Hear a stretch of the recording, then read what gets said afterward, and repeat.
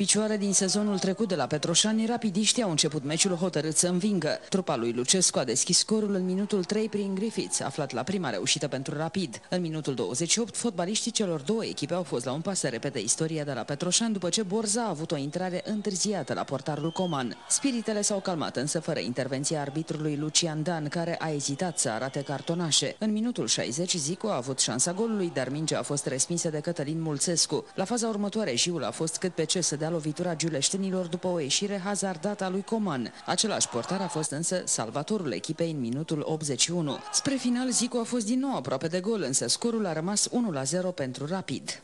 Victorie fără dubii, în urma unui joc destul de intens, alert, cu ritm alert, în urma unui joc în care am avut foarte multe ocazii. Chiar dacă am pierdut, sunt mulțumit de jocul echipei. Am arătat o creștere evidentă față de jocul cu FC Argeș.